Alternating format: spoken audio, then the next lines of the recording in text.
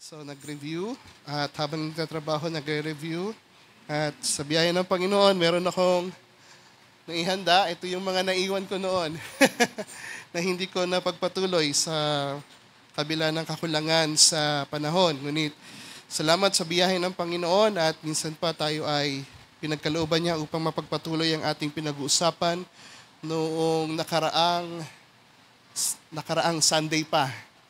No, so naalala niyo pa ba yon ang aking itinapik? Medyo mahaba ang aking title at ang aking subtitle. Pero maganda siguro kung i-recap natin, no? Para sa karamihan. Now, yung aking title noon ay Glory Through the Fire. Kinuha ko ang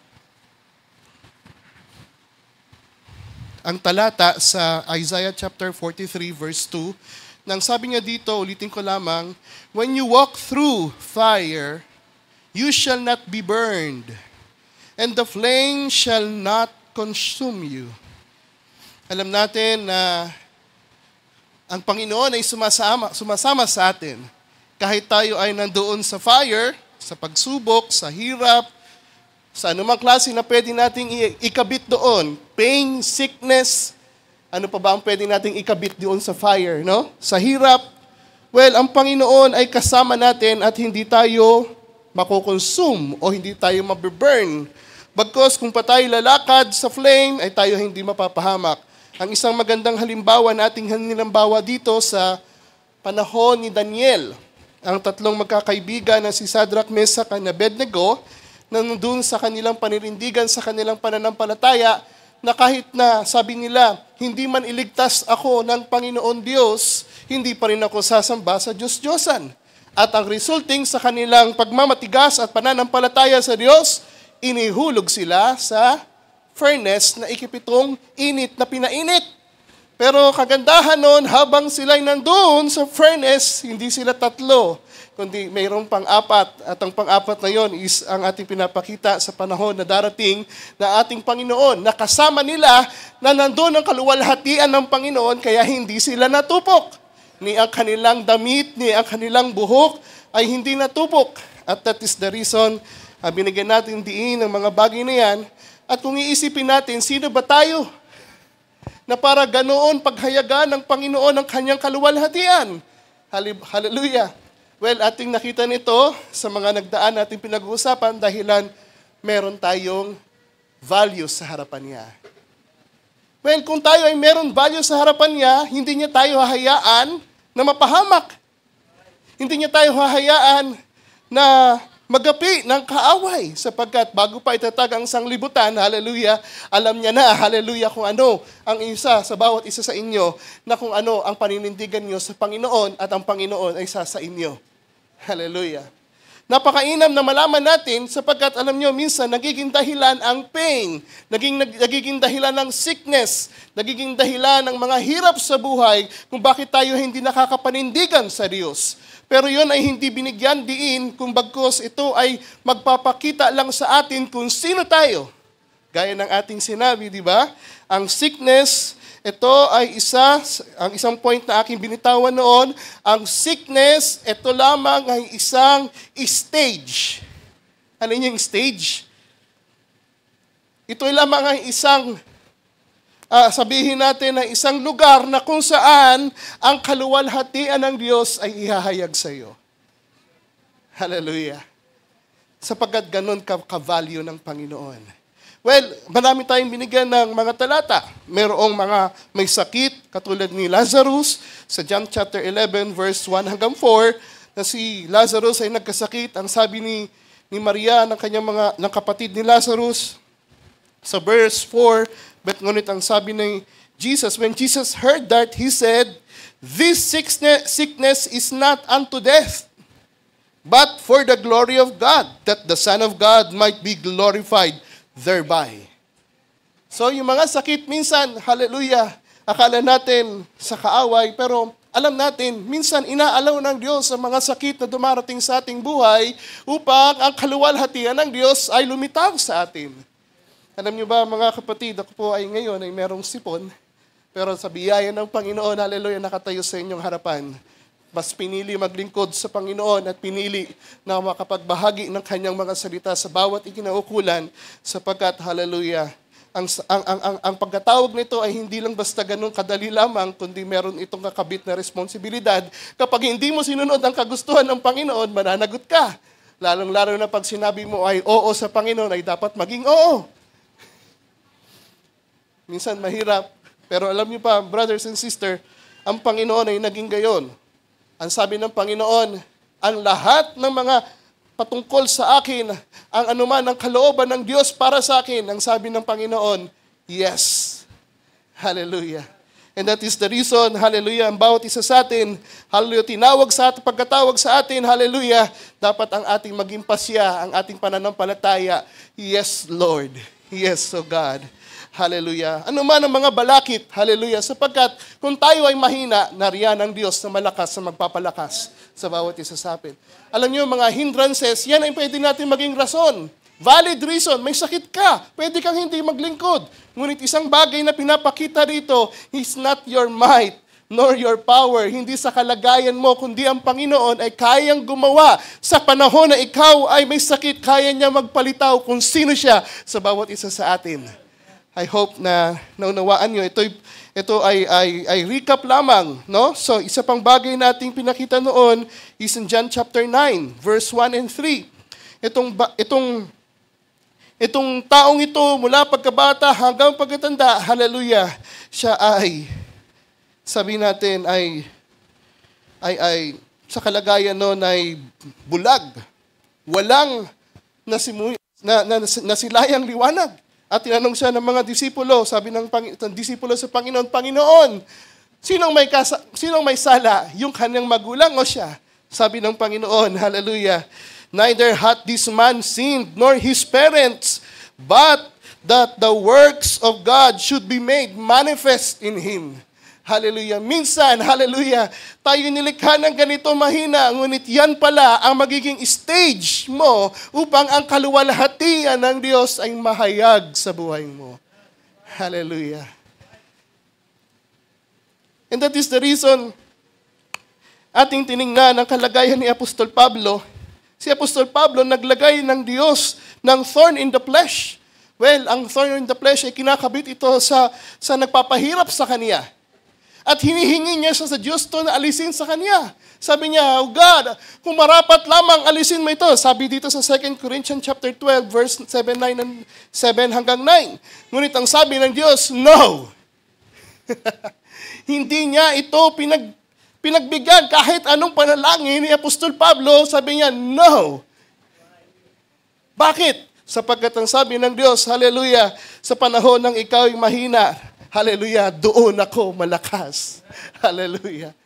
Sapagkat kapag ikaw yung malakas, nagmamalaki, sabi ng Apostol Pablo, dahilan sa marami niyang alam, kapahayagan, revelasyon na meron siya, naglagay ng Panginoon ng isang tinik sa laman upang siya ay hindi magmalaki. Hiniling niya ito na alisin, ngunit hindi inalis sa kanya ng Panginoon. But sometimes, yung struggle ay inaalaw ng Diyos upang tayo ay maging mababa at ang kaluwalhatian ng Diyos, ang kanyang biyaya, ang kanyang kapangyarihan ay mahayag sa inyo, sa bawat isa sa atin. Hallelujah. At isang example na binigay natin, no? Nilikha yung tao na si Nick Vujicic, isang tao na walang paa, na walang kamay. Ngunit doon siya nilikha ng Diyos. Sa kanya, ang sabi niya sa kanyang sarili, I am a mistake. Pero ang sabi ng Diyos, hindi ka mistake. Kumbaga, sabi niya sa Psalms 139, ikaw ay hinubog ng Diyos mula pa sa sinapupunan at iginawa kang, hallelujah, na isang sisidlan, hallelujah, at ginawa ka in a marvelous and fearfully ginawa ka ng Diyos. At sa kanyang kaisipan, sabi niya, ang hirap itong mangyari sa aking buhay sapagkat nandun ang struggle, nandun ang mga mock-hearing, nandun ang mga pagkukutya, pati mga mahal niya sa buhay, hanggang sa the point na gusto niyang bumigay. Pero nung nalaman niya ang kalooban ng Diyos, hallelujah, kung bakit siya nilikhang ganito, yun pala ang magiging stage niya upang ang kaluwalhatian ng Diyos ay mahayag sa kanya. At millions na maraming mga mananampalataya, maraming tao na naging mananampalataya na convert, tumanggap sa Panginoon dahilan sa kanya. So sabi natin, ang ating pinunto noon, ang point number 1 na ating pinag-uusapan noon, yung sickness ay naging becomes a stage for His glory. Now, sa point number 2 na ating pag-uusapan, hallelujah, sa gabing ito, ang pain, ang iyong pain, it becomes purpose. Well, pag-usapan natin ang purpose. Ang purpose ay ito ang generally meaning nito is the reason for which something is done or created or for which something exists. Well, ang aking title, no, at saka subtitle is yun pa din, it's a continuation, pero meron tayong theme. Ngayon pag-uusapan natin sa theme na to, sa gabing ito, is pain becomes purpose. Na pag-uusapan natin yan. God uses hardship to position His people for divine mission. So, ang purpose ay ito, ang sabi sa meaning nito, general meaning niya is the reason for which something is done or created for which something exists. Hallelujah. At ang mga supporting scriptures na pwede nating ikabit dito ay ang Ephesians chapter 2, verse 10. For we are God's handiwork, created in Christ Jesus to do good works, which God prepared in advance for us to do. So, ibig sabihin, hallelujah, bago pa itatag ang sanglibutang ito, hallelujah, tayo ay sa kanyang isipan na tayo ay kanyang pinidinista na create para sa ganitong layunin. Ano ang layunin? Ano ang purpose? Is to do good works. Now, nagdi-define pa lang tayo ng purpose. And that is the reason ng Romans chapter 8, verse 28, ang sabi dito is, and we know that in all things God works for the good of those who love Him. Pero hindi pa nagtatapos doon, who have been called according to His purpose. Kung bakit tayo nilikha, kung bakit tayo tinawag ng Diyos para sa Kanya palang layunin. Hallelujah. So ang taong walang layunin is meaningless ang kanyang buhay. Aarihin mo ang iyong buhay kung wala kang layunin sa iyong buhay. And that is the reason kung bakit ka create, sapagkat meron kang layunin na gagawin. Hallelujah. So, ang bawat isa sa atin may layunin. And I prayed and I believe, hallelujah, alam nyo na ang inyong layunin kung bakit kayo, hallelujah, kanyang nilikha at kayo ay kanyang tinawag. Ang dami naman pwedeng tawagin eh. Bakit kayo pa ang tinawag? May mas mabuti at mas magaling at mas may pinag-aralan pa sa atin, ngunit bakit tayo isa pa sa kanyang tinawag at tayo ay binavalue niya? Hallelujah. Because, hallelujah, katulad ng ating napapakinggan na tinakil nating mahal na pastor, hallelujah, upang tayo ay maging mayaman sa pananampalataya. Sapagkat kung marami tayong alam, hallelujah, sisiguraduhin ko, hallelujah, hindi tayo ay magiging mayaman sa pananampalataya. Diba sabi ng Biblia, pinili ang mga mahihirap upang maging mayaman dito sa sanglibutan sa pananampalataya.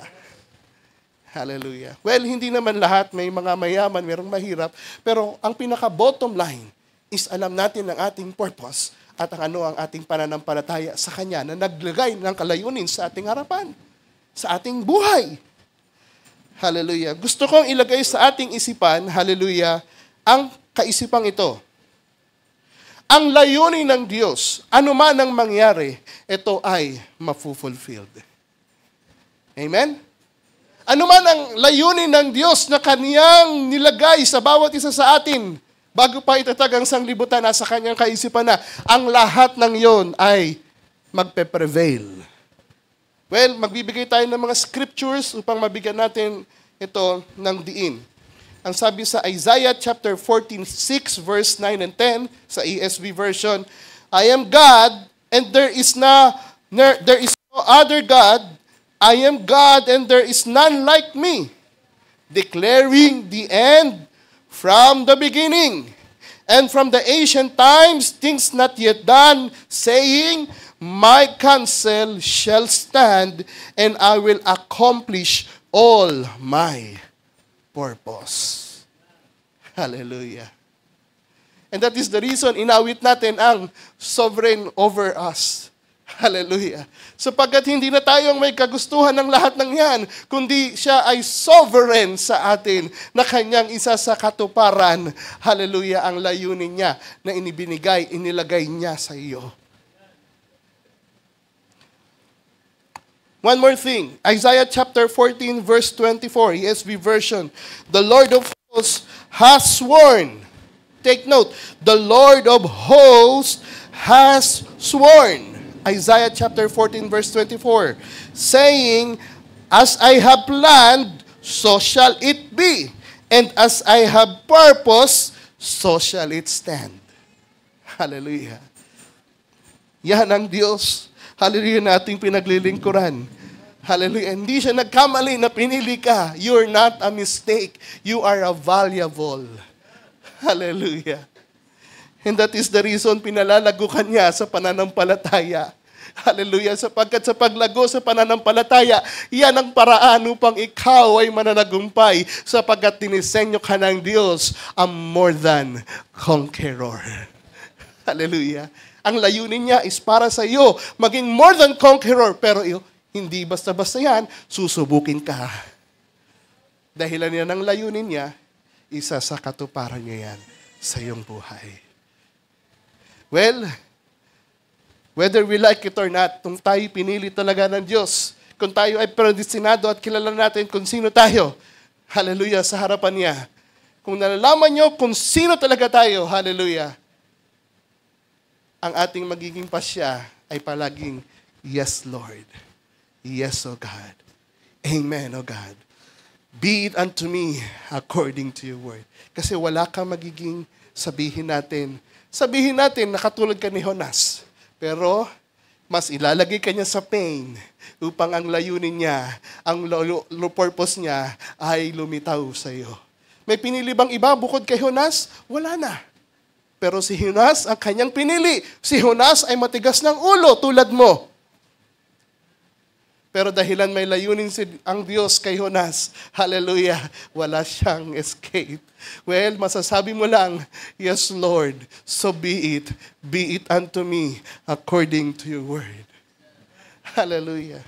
And that is the reason kung ating naunawaan, hallelujah, na sinabi ng Diyos, mayroon siyang layunin at ito ay mahahayag.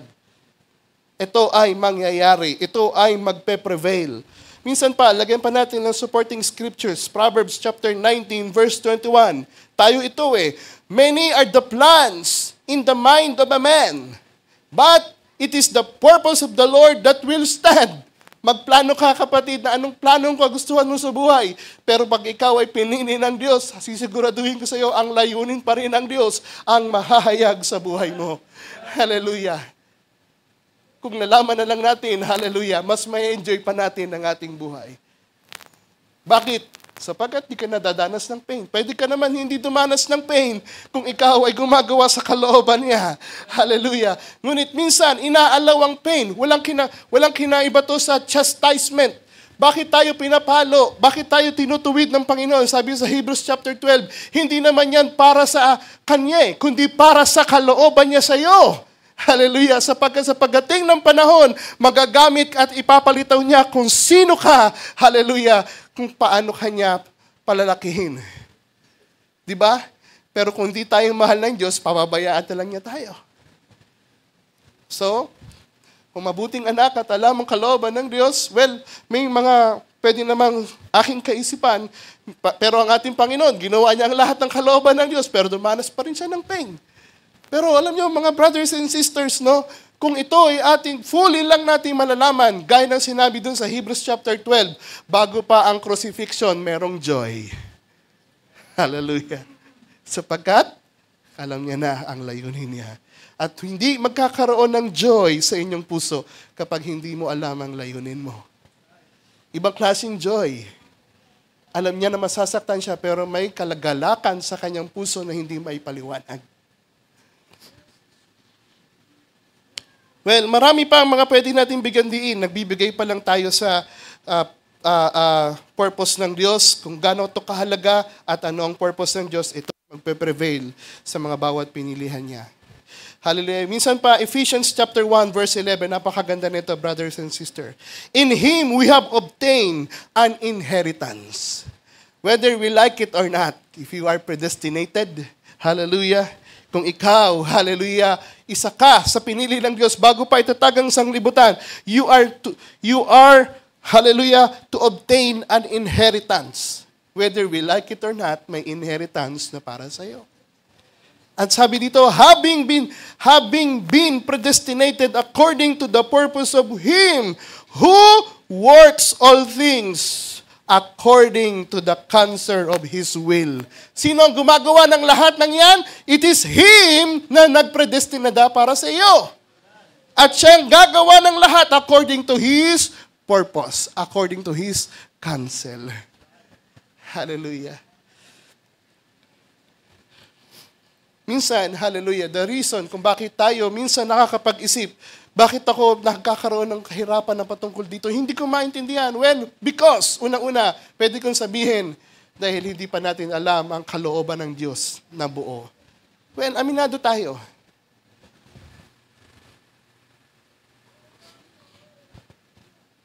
At yun ang ating pag-aaralan sa gabing ito. Ang point number 2, pain becomes purpose. Remember the story of Joseph? Sino ba nakakalam ng story ni Joseph? Pwede kong i-summarize ang story ni Joseph. Kung alam niyo na, hindi ko nasasabihin dito, yung mga highlight na lang aking sasabihin. Well, walang nagtaas ang kamay na, perhaps alam nyo o hindi? Taas ang kamay ng hindi. Oy, wala. Very good. Anong iya lang. Well, ang story ni Joseph, alam natin, no? Paborito siyang anak ng kanyang tatay.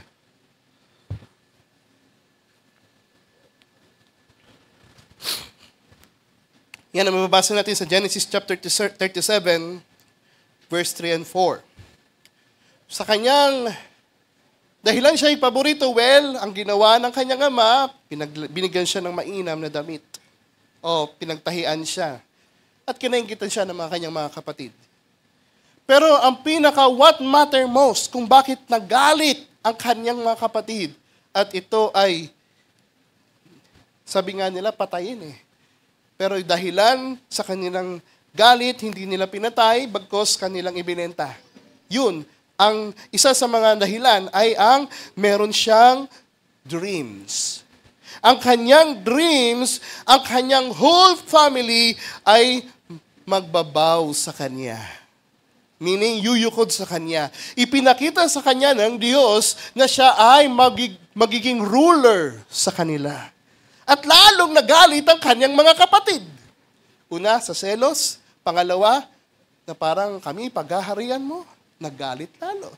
And that is the reason, siya ay binenta ng kanyang mga kapatid sa mga Ishmaelites. Genesis chapter 37, verse 18 to 28. Well, alam natin, hallelujah, dahilan mayroon layunin ng Diyos kay Joseph. Ang buhay niya ay hindi naging madali, pero merong pain siyang nararamdaman. Minsan siguro, kung ako magpaparaphrase, pinili mo ko, Diyos, at ako ay iyong pinagkalooban ng isang panaginip na ako'y magiging ruler. Bakit ako kinaupupuutan ng aking mga kapatid? Bakit nila ako binenta sa mga Ishmaelites? Bakit nila ako inaalipin? Bakit ako pinahihirapan na ganito? Oh my. Ang buhay niya, ang pamumuhay niya dito is very painful. Very hard. He's having a hard life. Well, naging servant siya, pero naging ano siya kay Potiphar. Nagkagusto naman sa kanyang asawa ni Potiphar. At pinagnasaan siya, ginawan siya ng maling istorya. At siya nakulong. Okay na eh. Parang pataas ka na eh. Pero dumating yung point, bigla kang binaba ulit. Anong ibig sabihin nun? What a pain ang kanyang nararamdaman. Hindi lamang to isang araw, kundi patuloy na araw-araw. Malamang nananalangin siya. Hindi niya alam kung bakit niya nararanasan ang bagay na ito. Well, hindi na tayo tatagal pa, magdudwell pa, sapagkat maraming mga example na tayong pag-uusapan. Well, darating na tayo sa panahon, nagkaroon ng famine sa Egypt, at si Joseph, dahilan siya ay mayroong kaunawaan at kapahayagan mula sa Diyos patungkol sa famine na darating, nakapaghanda ang Egyptian sa pamumuno niya, ginawa siyang pangalawa sa pinakamataas ni Potiphar. At ang sabi doon, naging mayaman ang Egypt dahilan ang mga bawat karating bansa ay binibenta ang kanilang mga, sabihin natin, mga gold, mga resources para sa pamalit lamang ay pagkain. Wow! Ang pera ay nagang walang value, ang gold na walang ng value sapagkat katumbas lamang siya ng bigas o ng trigo na para makain nila upang sila'y mabuhay. Ganun na lamang ang value noon, mababa. Sapagkat sige, kung hindi mo bibigay yung gold mo, wala kang kakainin, mamamatay ka. Kaya mo bang pakainin ng gold mo?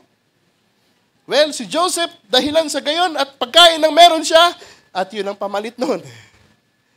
Well, dumating ang kanyang mga kapatid. Pero hindi natiis ni Joseph na gusto niyang i-reveal ang kanyang sarili sa kanyang mga kapatid. Dahil nakita nila na nagbebeg, naghihirap ng mamalimos sa Ehipto para makakanin upang mabuhay. Sige nga, ano ang pwedeng itumbas ng tao sa kanyang buhay? Gagawin ng lahat ng tao. Lahat ng kanyang kayamanan, uubusin niya, wag lamang siyang mamatay. Diba nakita natin yan sa isang babaeng inaagasan ng 12 taon ng dugo? Lahat ng kayamanan niya ay naubos lamang sa mga doktor pero hindi gumaling. Well, ganyan ang mindset ng tao. Kahit anumang yaman, unting sakit lang na ibigay ng Diyos yan. Hallelujah. Lahat ng kayamanan na yan ay ubos yan. Pero dumating sa pagkakataon, in Genesis chapter 45, alam natin ito, Joseph reveals himself to his brothers. Ngunit dito ako magdudwell sa verses 7 and 8. Genesis chapter 45, verses 7 and 8. Dito, sa kalagayang ito, pinatawad ni Joseph ang kaniyang mga kapatid at nireassure niya ang kanilang buhay ay magpapatuloy. Take note, si Joseph, ang kanyang buhay is very hard or very painful. Pero pagdating ng 7, ang sabi niya dito, "But God sent me ahead of you to preserve for you a remnant on earth and to save your lives by a great deliverance." So then, verse 8, "It was not you sent me here, but God. He made me father to Pharaoh, Lord of his entire household, and ruler of all Egypt." It is God. Your pain becomes your purpose. At na-realize niya kung bakit siya nagkaranas ng ganitong hirap, dahilan meron pala siyang layunin, at ang kanyang layunin is to preserve lives.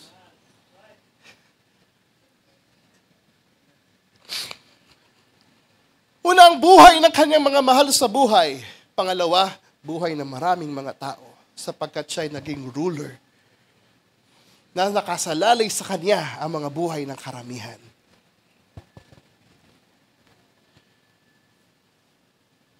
Nagkatotoo ang dreams na kanyang napanaginipan.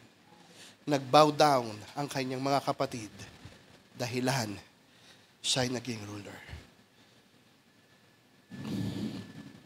Ang disenyo ng Diyos kailanman ay hindi mababago sapagkat ito ay tinakda niya bago pa itatag ang sanglibutan. At sabi sa mga pangako na ating nabasa, gagawin niya ang lahat. Magplano ka, pero ang kanyang purpose pa rin ang mananaig. Oh my. Oh, hallelujah.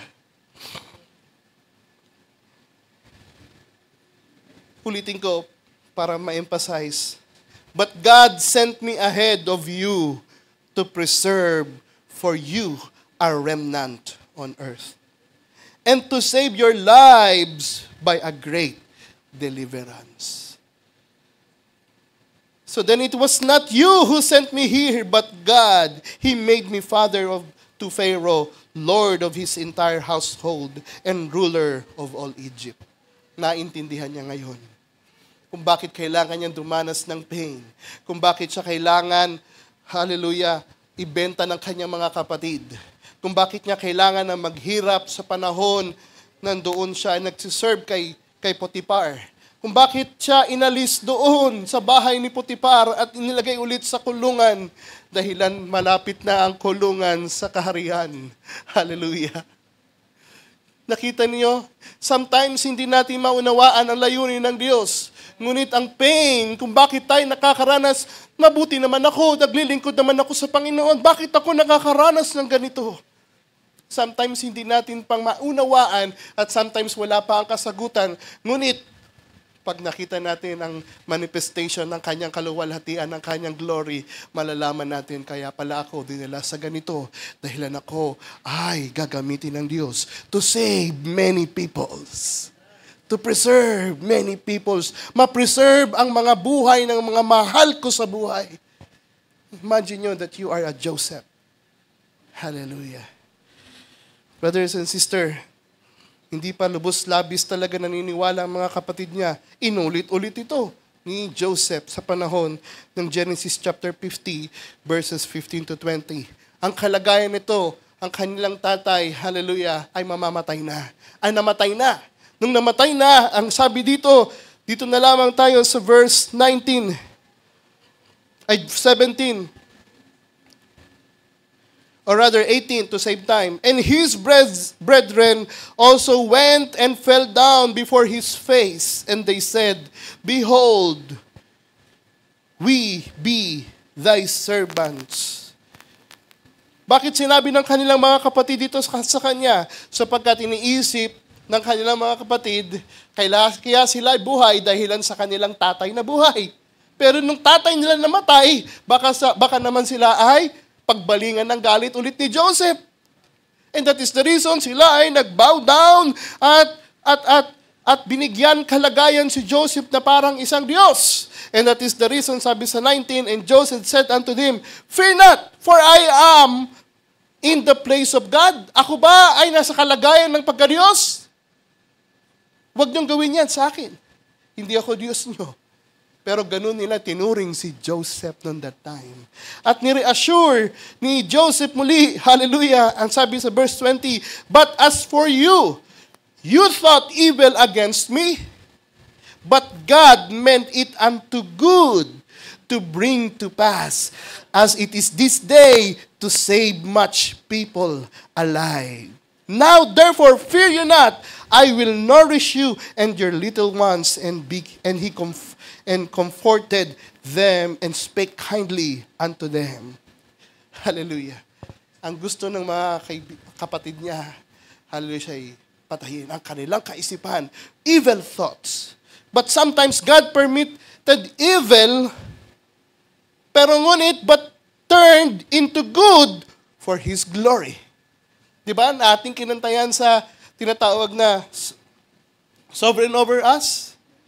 Even the enemy meant for evil, but God turned it into our good. Hallelujah. Why? For His glory.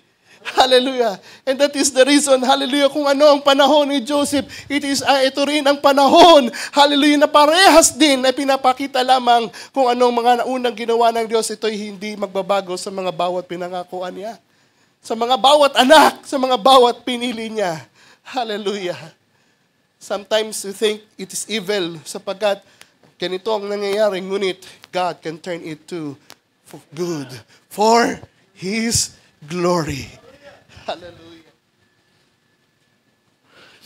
Hallelujah. Napakainam. Hallelujah. Habang aking itong binabasa at ito pinag-aaralan, sabi ko, Lord, hallelujah.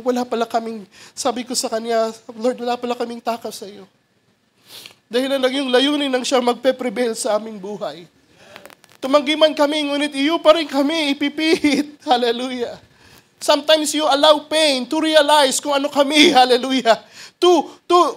Sabihin natin, para makita ang value. To reveal the value. Sometimes, idinadarang ka sa apoy, sa pain, sa hirap. Hallelujah. Para sa ang purpose to reveal your values to Him. Pero alam nyo ba, kapag nalaman nyo na ang iyong value sa Panginoon at ibinigay mo, hallelujah, ang iyong buhay sa Kanya, your value, hallelujah, is your victory. Hallelujah. And paano ka magiging valuable? Hallelujah, ating itong napakinggan, hallelujah, because of our faith. Hallelujah. Oh, hallelujah, napakainam na pag-usapan ng mga bagay na ito. Oh, maraming salamat sa Diyos. Hallelujah. Minsan pa, isang example po na itong ating pwedeng paglilirayan, isip-isipin, si Paul. Si Paul in Philippians chapter 1, verses 12 hanggang 26. Ang context nito is Paul chains advance the gospel. Sa kalagayang ito, si Paul po ay nakakulong. Pag sinabing nakakulong, hindi lamang siya nasa rehas, kundi merong mga nakakabit sa kanyang chain. May mga gapos sa paa at gapos sa kamay at nakakulong. Ganun po ang naranasan ni Apostol Pablo. Bakit siya nakakulong? Bakit siya nakagapos? Well, alam naman natin sapagkat, hallelujah, sa kanyang pag-i-spread the word of God. O to spread the gospel. Basahin nga natin verse 12.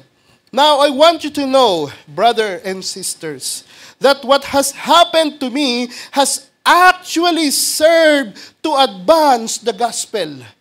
Sabi niya, yung mga nangyayari sa aking pangit na alam niyong ito'y mahirap para sa akin, ngunit ang sabi niya, hallelujah, ito ay purpose ng Diyos upang, hallelujah, ang gospel o to serve to advance the gospel. As a result, it has become a clear throughout the whole palace guards and to everyone else that I am in chains for Christ. Ngayon, nabalitaan nila kung ano ang naging dahilan. Dahilan kay Kristo. And because of my chains, dahilan sa aking mga chains, most of the brothers and sisters have become confident in the Lord and dare all the more to proclaim the gospel without fear. Akala ng kaaway, matatakot ang mga mananampalataya kapag nakakulong na ang kanilang sinasabi na apostol, na si Apostol Pablo, na tinitingnan nilang isang mentor, isang leader. Ngunit hindi. Kung pwede mag-retaliate, ito pwede sigurong retaliate, no? Lalong confidence nila, may kumpiyansa sila, lalong-lalo na nabus ang kanilang kumpiyansa nung ang kanilang leader ay nakakulong.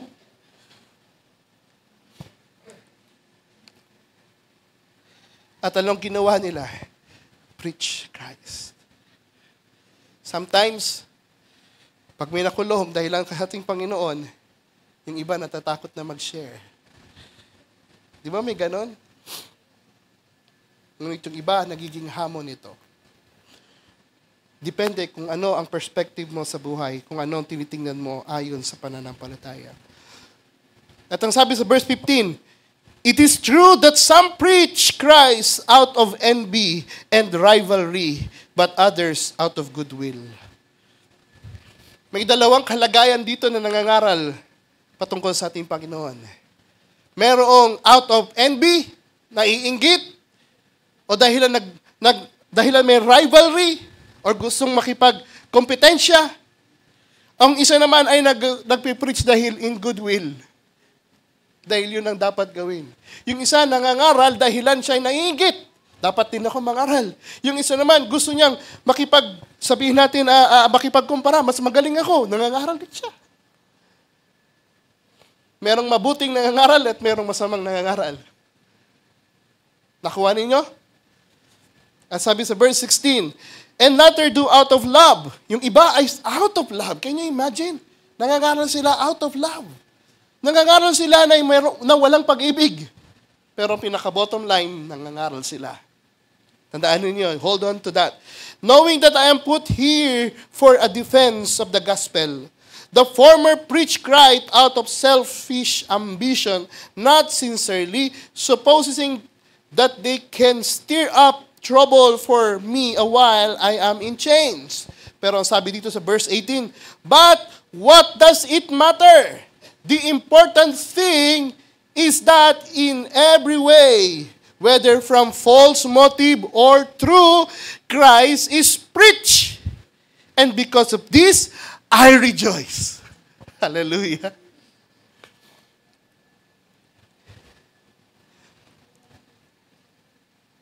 The main purpose is to preach the gospel. Well, kaya na sinabi ni Apostol Pablo, merong nangangaral siya out of his love. Merong nangangaral dahil naiinggit lamang. Merong nangangaral, gusto lang niya makipagkompetensya. Pero alam niyo ba, ginamit sila ng Diyos. Dahilan, ang pinaka-purpose, ipangaral ang salita ng Diyos. At si Apostol Pablo, ang sabi niya, whether it is wrong motives, bakit pinapangaral ng Panginoon? Whether it is good motives, bakit pinapangaral ng Panginoon? I will rejoice. Sapagkat, ano pa rin ang pinaka-subject, ipangaral si Kristo. Hallelujah.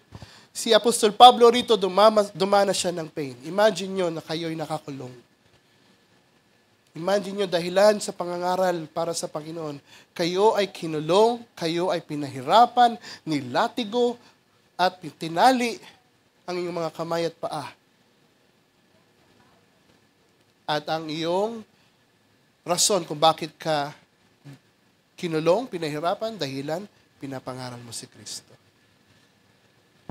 Ang pain na yon na kanyang nararanasan, God allows it para maraming mga mangangaral, mabuting mangangaral o hindi mabuting mangangaral, ay maboost or ang kanilang kumpiyansa ay lumakas para ipangaral si Kristo. Maraming sa panahon na yon naiinggit kay Apostol Pablo. Sometimes kinukumpara sila. Ako kay Apollos, ako kay Pablo, ako kay ganito, ako kay ganyan. Pero ang all in all, ang Diyos pa rin ang nagpapalago. Kapag ang salita ng Diyos ay nihasik, gaya ng binhi na itanim sa lupang mabuti, puso ng tao na mabuti, pag yan ay naitanim, whether kung sinong nagasik, ang Diyos pa rin ang nagpapalago ng binhi na yan. Hallelujah. O salamat sa Diyos. Salamat sa mga nakaranas ng mga ganito. Katulad ni Apostol Pablo, para to serve ang layunin ng Diyos. At to the point, ang sabi niya dito sa verse 19, for I know that through your prayers and God's provision of the Spirit of Jesus Christ, what has happened to me will turn out my deliverance. I eagerly expect and hope that I will no way be ashamed, but will have sufficient courage, so that now as always Christ will be exalted in my body, whether by life or by death. His ultimate desire, ang gusto ng Diyos, ang gusto ni Apostol Pablo is to honor Christ, whether by life or death. Kaya sinabi niya sa verse 21, for me, to live is Christ, and to die is gain. Well, pagpatuloy tayo. If I am go to the living in the body, this will mean fruitful labor for me. Yet what I shall choose, I do not know. I am torn between the two. I desire to depart and to be with Christ, which is better by far. But it is more necessary for you that I remain in the body. Convinced of this, I know that I will remain and I will continue with all of you for your progress and joy in the faith, so that through my being with you again, your boasting in Christ Jesus will abound on account of me. Well, gusto ni Apostol Pablo umuwi na sa Panginoon ang time na ito. Dahilan sa hirap na kaniyang dinaranas, dahilan sa pangangaral ng gospel. Ang pinapangaral ay si Kristo. Sabi niya, gusto niya nang umuwi. Pero kung pipiliin ko pa mabuhay, magiging fruitful pa ito. Sapagkat nakita niya sa panahon ng mga Philippians, ang mga Philippians na mga iyon ay nag-grow. Kahit na anong pain na kanyang, hallelujah, dinaranas, tinitiis niya yon at pinipili pa rin niyang mabuhay alang-alang sa mga kaluluwa na nangangailangan to boost their confidence in faith. Nagiging isang ehemplo si Apostol Pablo para sa kanila upang ang kanilang pananampalataya ay may stir up at lumago. Remember, hallelujah, ang value ay nakabase sa pananampalataya. Nagiging valuable kapag tayo ay patuloy, hallelujah, na tinusubok at dinadarang sa anumang hirap. Lumilitaw lamang ang pananampalataya, gaya ng ginto na dinadarang sa apoy, lumilitaw ang ningning ng isang ginto. Well, papatuloy tayo patungkol dyan. Ang bilis ng oras. Ngunit, ang sabi niya dito, I want you to take note, ang verse 25, convinced of this, I know that I will remain, I will continue. Well, ang pinili ko ay mabuhay sapagkat for your progress and joy in the faith. Hallelujah. For your progress and joy in the faith. Pinili niya ang pain, ang suffering for our sake. Sapagkat ito ang purpose niya. Yung iba gusto nang umuwi sa Panginoon dahilan sa hirap. Pero si Apostol Pablo, nahirapan din naman siya, pero pinili pa rin niyang mabuhay to serve his purpose. Well, nakita natin ang purpose ni Joseph to preserve life. Si Apostol Pablo, hallelujah, ang mga tao ay maibalik kay Kristo at ang pananampalataya nila ay mag-progress at mag-joy at magkaroon ng kagalakan, hallelujah, sa pananampalataya. Dahilan kay Apostol Pablo. Look at the pain. Imagine niyo that you are Apostle Pablo. Well, to sum up, pwede nating ikabit dito ang 2 Corinthians chapter 1, verse 3 and 4. This is for your sake. This is for our sake. Alam natin ang context nito that God is the God of all comfort. Ang 2 Corinthians chapter 1 verse 3 and 4, pakinggan ninyo. Praise be to the God and the Father of our Lord Jesus Christ, the Father of compassion and the God of all comfort, who comfort us in all troubles. Sino nag-comfort sa kay Apostol Pablo? Sa lahat ng pain, troubles, hardship, afflictions, walang iba kundi ang Diyos. Para sa ang layunin kung bakit siya kinomfort. Basahin natin ang sumusunod. So that we can comfort those in any trouble with the comfort we ourselves receive from God. Yun pala ang purpose. Kung bakit sila ay naghihirap, upang kung meron man naghihirap, na katulad ng pinaghirapan nila, na ang Diyos ang nag-comfort sa kanila, sila naman ang gagamitin ng Diyos to comfort others. Naunawaan ninyo? Ang buhay Kristiyano, ang eternal life na meron tayo, hindi para sa ating sarili, kundi para to serve other. For the brethren, for the people. At marami pang pinapakita, tandaan natin, who comfort us in all our troubles, so that we can comfort those in any trouble with the comfort we ourselves receive from God.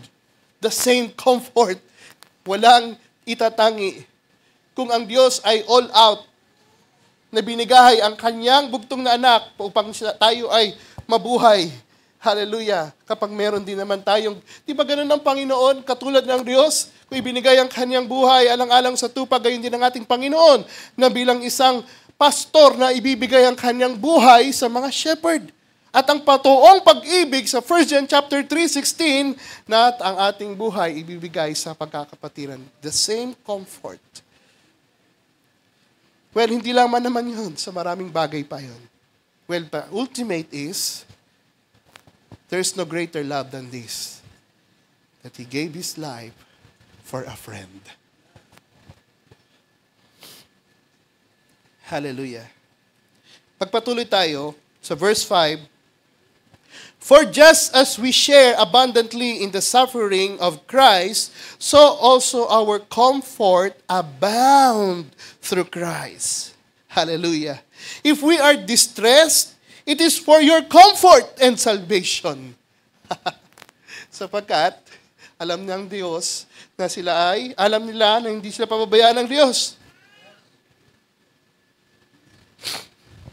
At pagkatapos noon, kung ano ang meron sila, yun din naman ang kanilang ipaglilingkod. If we are comforted, it is for your comfort, which produce in you patient endurance at the same suffering we suffer. And our hope for you is firm, because we know that just as you share in our suffering, so also you share in our comfort.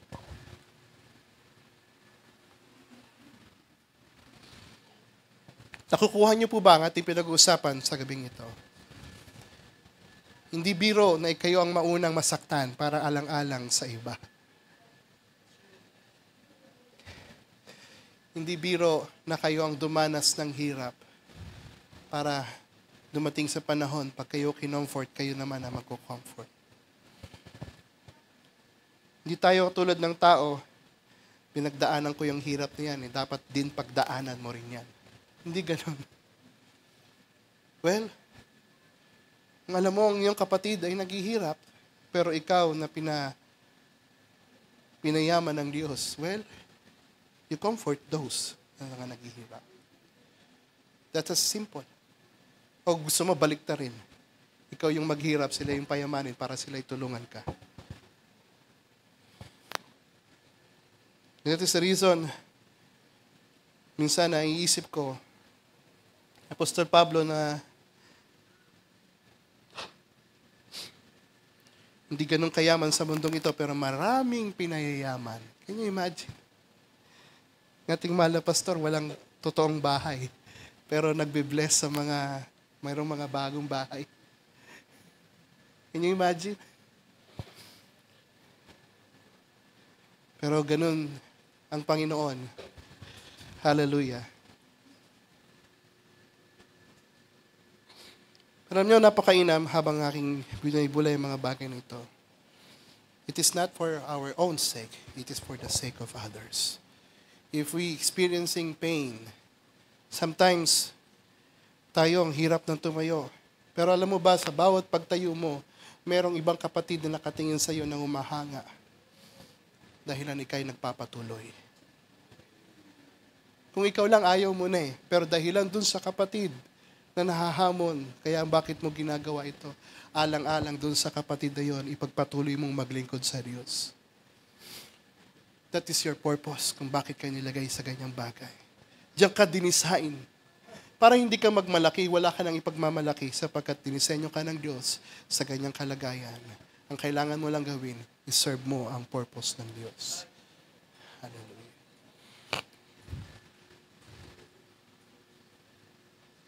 Well, maraming pa mga example. 7 ito, nakakadalawa pa lang tayo.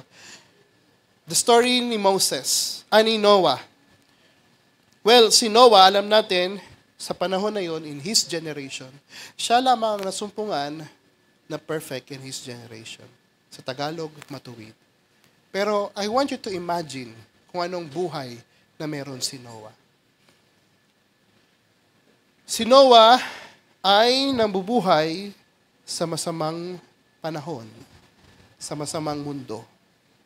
Pag sinabing masama, nandyan ang mga tao na walang kinikilalang Diyos, nagmamak sa totoong Diyos. Of course, ang sumasampalataya sa Diyos, expect nyo na si Noah din ay minamak si Noah.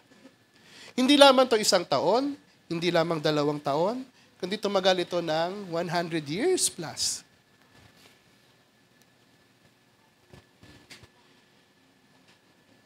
Sa panahon na yon, siya lamang ang nag-iisa. Can you imagine? Hindi kaya siya masaya?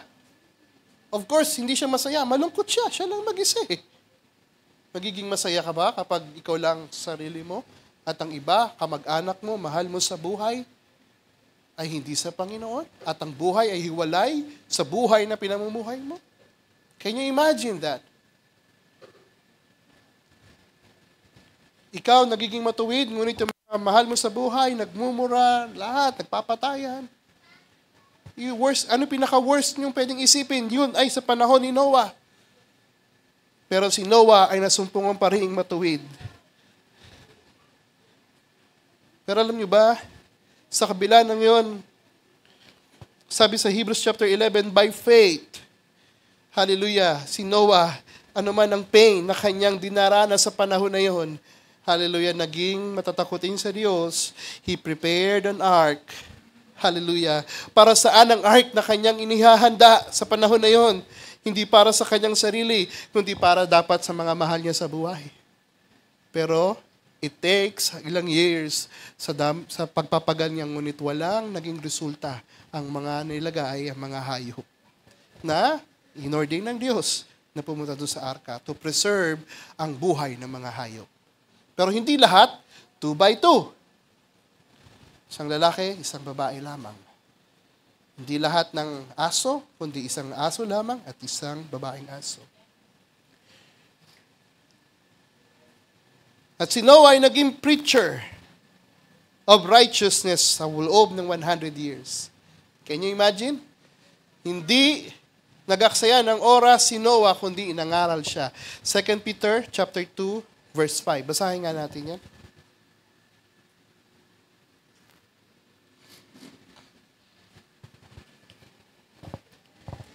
If he did not spare the ancient world when he brought the flood on its ungodly people, but protected Noah, a preacher of righteousness, and 7 others.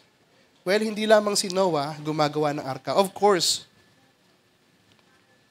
si Noah ay nag-iisang refleksyon o simbolo ng pagiging isang obedient sa Diyos.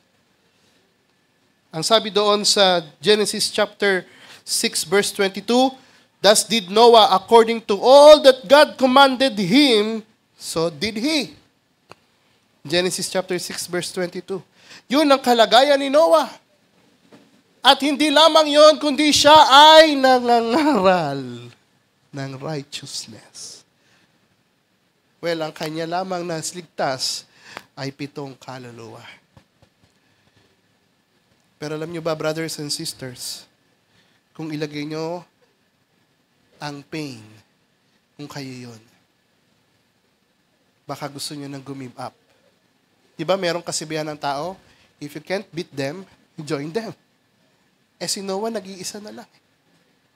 Pero hindi siya sumama, bagkos nanindigan. For what purpose? To save lives. Hindi man nabligtas ang lahat sa loob ng 100 taon niyang nagpipreach. May 7 kaluluwang naligtas, mga mahal pa niya sa buhay, asawa pa niya, asawa ng mga mahal niya sa buhay. Ngunit merong mga animals pang naligtas dahilan sa kanya. Well, in short, ang purpose ay na-serve niya, naligtas niya ang mga buhay, at mula kay Noah, ang generation ay lumago. O, pasalamat tayo kay Noah. Kundi dahil sa atin, siguro. Kung gumibab siya, wala tayo.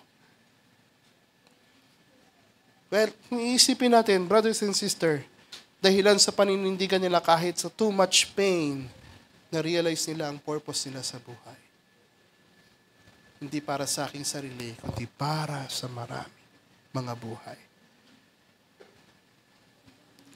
Madaliin ko na lamang, pero alam nyo ba, in Luke chapter 17, verse 26, Sabi daw, like in the days of Noah, so shall it be in the coming of our Lord. Well, kung may judgment sa unang mundo noon, meron judgment din sa darating na panahon ngayon. At kung paano si Noah ay nanandigan, ang mga tao ay pasama ng pasama, alam naman natin yan. Pero yung mga pinili ng Diyos, pabuti ng pabuti, pabanal ng pabanal. Yan ang mga tunay na anak ng Diyos. Yan sila mapagkakakilanlan. Sa kabila ng kadiliman ay lalong masamang masama at dilim na madilim. Ngunit ang mga anak ng Diyos sa liwanag ay lalong magliliwanag ng magliliwanag. At sa panahon na yon ay tinulad sa panahon natin ngayon. May experience natin ang mockery, may experience natin ang pain, ang suffering. Pero alam nyo ba kung bakit tayo nagpapatuloy? Hindi lamang itayo ang arka, kundi sa panahon na yon, mangaral. Regardless kung sino ang sumama sa arka o tumanggi sa arka na binibuild niya. Ang importante, may pangaral si Kristo. Because that is the purpose. Noah is a preacher and obedient. At ang sabi pa natin ng mahal na pastor, precise, obedient. Kung ano ang haba, ang sukat, kanya itong sinunod. Hallelujah. Pero merong nakakabit pala sa pangalawa, nangangaral at ng righteousness. Can you imagine? Well, isa pang, siguro isa na lang to, para to save time, magnanay na rin. I believe meron din practice. Ang gusto kong i-share pa ngayon sa inyo ay sa panahon ni Esther. Ito yung pang-5, tamang-tama lamang. Well, alam natin ang story ni Esther. Si story ni Esther, wala siyang magulang. Lumaki siya na walang magulang. Nandun lang siya sa orphanage. Wala siyang kinikilalang totoong magulang nung lumaki siya. At sometimes, ang kanyang buhay, sabihin natin sa panahon ay mahirap. Pero dumating ang panahon, kahit na siguro ayaw niya, pinilit pa rin siya. Alin yun? Na sumali sa beauty contest. Sapagkat pag nanalo, mapapangasawa ng hari. Kayo ba pag pinilit, gugustuhin niyo? Yung iba ay ayaw, yung iba ay gusto. Pero imagine nyo pag ayaw nyo yung isang bagay pero kayo pinipilit na gawin ng isang bagay na yun. Well, in short, sinunod niya kung anong kagustuhan na dapat maging siya. At to the point na sa panahon niya, dapat kailangan niyang itago ang kanyang identity. Dapat na hindi siya makilalang isang Hudyo. Naglihim siya sa kanyang asawang hari. Well, hindi niya kailangan i-declare. Alam niyo ba, isang mahirap, isang bagay is maging mabuhay na mayroong mga tinatago na mga sikreto. Mahirap sa isang tao na magtago ng sikreto. Ewan ko kung paano yun, no? Pero it's a burden. Sa panahon ng diakono, sometimes kami yung sinasabihan ng mga hindi magagandang istorya na meron palang istorya sa ganitong mananampalataya. Alam niyo, ikaw ang naging receiver ng ganong istorya, burden sa'yo yan. Yung kapatid ko, ganito pala siya. Ang hirap. Dahilan ikaw ay nagkikerry ng loads, hindi mo pwedeng i-broadcast kahit kanino sapagkat hindi magiging maganda kapag meron nakakinig. Ikaw ngayon ang nagtatago ng sikreto. Mahirap po. Kasi kapag pangit ang iyong napakinggan, nalagay sa iyong puso't kaisipan, magiging dalahin mo yan. So ganun po ang merong mga nakaka-receive ng hindi magaganda. At sa pagiging diakono noon, ganun ang maraming mga sumbong na hindi maganda. Ganito pala si kapatid, ganito pala si kapatid, ganito pala si kapatid. Ganito. At yun ay kailangan mong itago kahit sa mahal mo sa buhay. kahit sa asawa ko. Yung iba hindi kaya, kailangan ko itong i-share para mawala yung bigat. May mga ganun tao. Pero sinasabi ko lamang, yung pagtatago ng mga sikreto ay isang bagay din na mahirap. Si Esther, itinago niya ang kanyang identity. Di ba? Ewan ko, madali ba sa inyo magtago na bilang isang Kristiyano pag pumunta kayo sa mga sanglibutan? parang sila masaya pero ikaw hindi masaya. Pero dahilan gusto mo makisama, tinatago mo ang pagiging Kristiyano mo. Parang burden yun para sa akin. Pakahirap na hindi maging totoo. Na hindi mo ibino-broadcast o binubulalas kung sino ka. At si Esther is ganon. Kanyang tinago ang kanyang identity. Pero dumating ang panahon na nagkaroon ng crisis. What a pain. Ang kanyang mga lahi na Hudyo, in a Jew in the empire, hallelujah, kailangan ni daw itong patayin. Nasa kanya ngayon ang pressure. Kung hindi ka harap sa hari, hindi ka pupersa, hindi ka lalapit, ang kanong Hudyo ay mamamatay. Imagine, nasa iyong kamay. Bakit pa ako dumanas ng ganitong hirap? Pero God designed you for that purpose.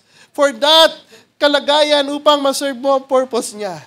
At ang kanyang na-serve is to preserve lives ng kanyang mga lahi. Sabi niya, sige, buhay o patay, lalapit ako sa hari. But, matalino si Esther. Binigyan siya ng wisdom ng Diyos. Kasama niya ang Diyos.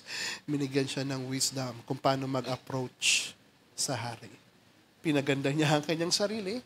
Nagdamit siya ng pinakamainam na kaakit-akit sa mata ng hari at ng pagharap niya sa hari. Hindi pa siya nagre-request. Kalahati ng kayamanan ko ibibigay ko sa iyo. Oh my! Nawin agad niya ang favor ng hari. Because of the good approach. Pero yung sinabi niya, hallelujah, ang kalagayan na yan. Esther chapter 5, verse 1 and 2. She risked her life and went before the king to intercede for her people. So alam na natin na nangyari. Her boldness turned into tide and Haman was exposed. And the Jew were delivered. Yung gustong pumatay, si Haman ay yun ang pinatay. At yung mga Hudyo, yun ang mga naligtas, na-delivered. Can you imagine? Ikaw na si Esther, sa buhay mo, gagamitin ka pala ng Diyos sa kalagayan, sa pain na naranasan mo. God allows pain para i-reveal ang layunin niya sa iyo, para makita mo ang layunin niya.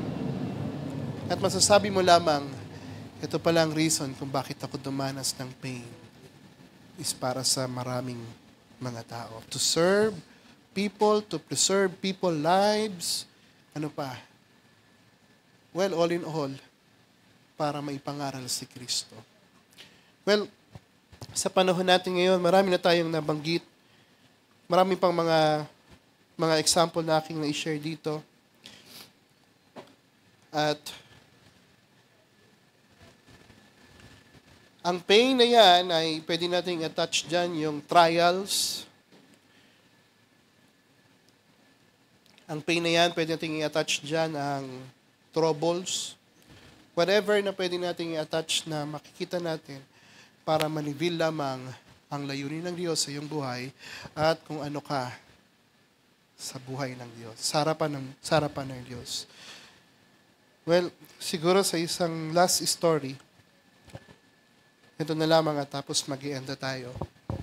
Madalas itong in-example ni Brother Branham about sa eagle at ang mga eaglets. Ang eagle, in the bird's kingdom, siya yung pinakahari sapagkat kaya niyang lumipad sa pinakamataas na kaya niyang lagpasan ang mga unos sa kaulapan. At dinisenyo siya sa ganong kalagayan, matalas ang kanyang paningin. Pero sa kabila ng yon, meron siyang kailangan gampanan din, kundi ang mga eaglets ay kanyang itrain. Well, alam natin yung storya na pinapakita ni Brother Branham. Ang mga eaglets, pag tinitingnan, ay walang kakayanan. Pero habang pinapakain niya ng pinapakain ng mga eaglets, lumalaki lamang ito. Well, ang mga tao, ang mga anak ng Diyos, kapag tayo kain ng kain, okay yan. Pero wag ka, pagdating ng panahon, kailangan mong mahayag ang iyong purpose. Anong purpose ng isang bird, ng eagle, is to fly high. Ang iyong disenyo ay pangkalangitan. Napakasarap nandun sa comfort zone na pinapakain ka linggo-linggo tuwing Thursday at Bible study. Sometimes, pinapakain tayo ng mga salita ng Diyos. Ang sarap kumain. Gaya ng isang mother eagle, mouth to mouth. Mula sa bibig ng eagle, papunta doon sa bibig ng eaglet. Ganun ang Diyos magpakain, mouth to mouth. Pero pag ikay dumating sa panahon na, ang Diyos ay tapat na Diyos. Alam niya kung sino ka. Sa paningin niya, you are valuable. Ang gagawin niya, kailangan kang i-train. Tatanggalin niya yung comfort. At yung mga nest na mga pira-pirasong mga kahoy, tutusok dun sa mga eaglets at masasaktan ka. Sabi mo, what a pain na nararanasan ko. Sabi ng mother eaglet, okay lang yan, anak. Kailangan mong maranasan yan. Habang ang pain na hindi nila kayang matiis at to the point na tinutulak sila ng mother eagle na ang mother eagle hinahampas ang kanyang bagwis at ang mga comfort zone nila unti-unting nasisira. At dumating sa panahon na nahulog ang eaglet. Oh my. Kailangan katulad, isipin nyo na kayo nahuhulog mula sa mataas. Isipin nyo na katulad kayo ni Shadrach, Meshach, and Abednego na hulog doon sa furnace of fire na 7 beses na pinainit. Anong may raramdaman nyo? Siguro pag nakasakay ka sa roller coaster na pababa, sisigaw ka talaga, ganun din ang eaglet. Dahil alam nila, ang pinakadulo noon, pag sila'y lumagpak, patay. Marahil ganun din kay Shadrach, Meshach, and Abednego. Pero ang mother eagle ay hindi kanya pababayaan. Bubulusok siyang pababa. Bago mo pa matouch ang lupa, ikaw ay papasanin niya sa kanyang likurang bagwis at ililipad ka ulit niyang pataas. Ang sabi niya, ang sarap! Niligtas ako ng Diyos. Pero hanggat hindi mo pa nasiserve ang yung purpose, hindi pa rin siya titigil sa pagtatest sa'yo. Ihuhulog ka ulit. At magiging gayon din ulit. Akala mo, bakit gano'n? Niligtas mo ngayon. Hallelujah. Hinulog mo ulit. Pero hanggat hindi ka natututo, lumipad. Pero pagdating ng panahon, pag alam mo na kung may payang yung pakpak. Hallelujah. Darating ang panahon na ikaw ay unti-unting aangat kahit walang mother eagle na sasagot sa iyo. Malalaman mo, ito pala ang aking layunin sa kalangitan pala ang aking disenyo. Kailangan ko palang lumipad. Hallelujah. Yan ang sinasabi kong purpose. Yan ang purpose ng mother eagle is to fly high. Hindi nilikha ng Diyos ang isda para sila ay lumipad sa himpapawid. No. Ang kanilang purpose is lumangoy. Hindi nilikha ang mga ibon na walang mga pakpak, kundi nilikha silang may mga pakpak para lumipad. Ang tao ng Diyos, inilikha. Well, alin yun? Created for His good works. Tinawag para sa ang layunin? To do His will. Anong will ng Diyos? Hallelujah. Hallelujah. Spread the word of God. Share the word of God. Ipakilala ang Diyos na buhay, si Kristo sa sangkatauhan. Di ba yun naman ang gusto ng Diyos? Nung niligtas nga yung Israel upang ihayag ko na ako isang Diyos na makapangyarihan sa harap ng Pharaoh at sa Ehipto. Ang gusto ng Diyos, hallelujah, ihayag siya sa sanglibutan. Well, pwede naman niyang gawin yon. Gumawa siya ng miracles and wonders. Pero hey, tinawag kayo, you are created to do His good works. Tayo ay tumayo sa gabing ito. Hallelujah, tayo mananalangin. Hallelujah. Simple lang, ngunit I believe kapag ang Diyos ang nagbukas pa sa inyo ng mga aral na ito, I believe, hallelujah, kaya niya pa itong palawakin at pagyamanin sa ating mga puso. Hallelujah. Tayo manalangin sa gabing ito. Hallelujah. O Heavenly Father, salamat po sa gabing ito, hallelujah, na aming naunawaan ang pain becomes purpose. Salamat, pinakita mo sa amin ito sa pamamagitan ng mga character sa Bible, sa pamamagitan ng mga story sa Bible, na kung saan, hallelujah, may mga kapatid kami nakaranas ng pain, ng hirap, upang makita nila ang layunin nila sa buhay. Marahil sa gabing ito ay gayon din naman bawat sa isa sa amin. Kung bakit kami minsan nakakaranas ng pain, o yung iba sa amin ngayon ay nakakaranas ng pain, then meron ka palang layunin sa aming buhay. Na sometimes hindi pa namin lubos na maunawaan, O Diyos. Ngunit Father God, hallelujah, habang ito yung aming napapakinggan, kami lamang po ay nagagalak sapagkat alam namin, dumanas man kami ng pain, i-allow mo man itong pain, hindi ito yung pain para hindi kami, para kami ay hindi ma-devalue, kundi kami, Panginoon, hallelujah, ay maging valuable pa sa iyong harapan, Lord. Sometimes you allow the pain upang ipahayag ang kapananampalataya namin, ang pagkapit namin sa mga pangako, sa mga salita mo, O Diyos. Sometimes, Lord God, inaalaw mong pain na ito, Lord, upang sa gayon, Panginoon, hallelujah, kami ay hindi dumipende sa aming lakas, sa aming talento, sa aming talino, sa aming karunungan sa mundong ito, kundi kami, Panginoon, ay dumipende lamang sa iyo, Diyos. Kami, Panginoon, ay lalo pang magpakumbaba at lalo pang, hallelujah, na ikaw ay mahayag sa aming buhay. Gaya ng sinabi ni Apostol John, I must decrease, at ang aming Panginoon, ang He must increase in our lives, Lord. At hindi na makita ang aming sarili, Panginoon, kundi ikaw na siyang gumagawa sa aming buhay. At gamitin mo kami, Panginoon, hallelujah, sa sanglibutang ito, Lord, bilang isang ilaw, hallelujah. We remember the story, Panginoon, na sinabi ni Brother Branham about the masterpiece. And we are your masterpiece. You are the potter and we are the clay. You designed us according to your will, to your purpose, O God. Hallelujah. Sometimes, O God, hallelujah, habang kami inuukit, kami ay nasasaktan. Ngunit kami ay pagkatapos na, hallelujah, ay matapos ang pag-uukit mo para sa amin, hindi kami ilalagay kung sa isang tabi lamang, kundi kami, Panginoon, ay i-display. Gaya ng mga sculpture na mga naigagawa, katulad ni Mark Angelo na kanyang i-display ang pag-ukit na pinakamainan na masterpiece. Hallelujah. Hindi para ito, Panginoon, itago, kundi para ito i-display sa mundong ito. We are, Panginoon, ang masterpiece mo, Diyos. Upang sa gayon, hallelujah, ang bawat isa sa amin ay hindi lamang maghayag sa isang sulok ng bahay lamang, sa sanktuaryo lamang, kundi kami ay magliwanag sa mundong ito, Lord. Mahayag kung paano mo kami, hallelujah, nilikha sa layunin na maging mahayag kami gaya ng anak sa liwanag, Lord.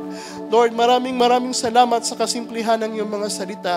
Mula rito sa gabing ito, Lord, dinadalangin ko po, hallelujah, na ikaw po ay mangusap pa sa kanilang mga puso, sa kanilang kaisipan, O God, upang sa gayon, O Diyos, hallelujah, ang mensaheng ito, Panginoon, hallelujah, ay kailang lubos na labis na masapo, upang, Panginoon, ang kaluwalhatian, ang kaluguran ay may babalik lamang sa iyo, Diyos. Father God, alam namin, Panginoon, na hindi mo isusugo ang ulan, na ito yung hindi magbabalik sa iyo ng kapurihan. At Lord, we are here, Panginoon, we giving you a highest praise and thanks, sapagkat ikaw ay nagsugo ng iyong mga salita sa amin, Lord. Ibinigay ang mga salita sa amin, Lord. At ang lahat ng ito, Panginoon, ay magbabalik sa iyo ng kapurihan. At dalangin namin, ang aming puso ay iyong Panginoon, hallelujah, siya sa atin. Kung meron man pagmamataas, Lord, iyo po kaming turuan. Iyo po kami, Panginoon, tulungan, maunawaan, at kami, Panginoon, ay magpakumbaba sa iyong pangunguna, Lord God. At ikaw lamang ang siyang mataas, at ikaw lang siya lamang mahayag sa aming buhay. We want to thank you, Father God, for all of these things, Lord. Wala kaming masabi kundi maraming salamat, sapagkat, Lord, pinayayaman mo kami ng mga salita mo, Diyos. Pinapaunawa mo ang mga bagay na aming nararanasan, at ito pala, Panginoon, ito ay maghahatid sa iyo ng kaluwalhatian. Sa iyo lamang minsan pa may balik ang kaluwalhatian, hallelujah, at pasasalamat. Ito ay aming patuloy na sinasamo sa iyo, Diyos, sa ngalan lamang ng iyong bugtong na anak, ang aming Panginoong Yesus Kristo. Amen and amen. Ating palakpakan ng ating Diyos.